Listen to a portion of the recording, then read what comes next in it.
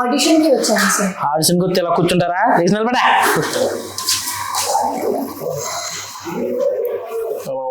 చండాలంగా ఉంది. పక్కగా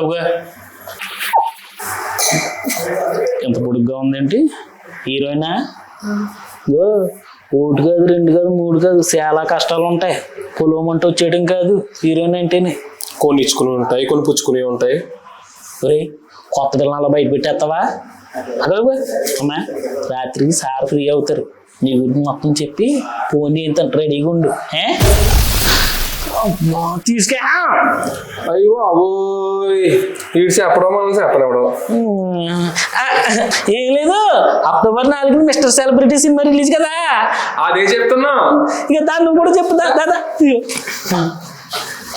October 4th, Mr. Celebrity releasing in your nearby cinemas.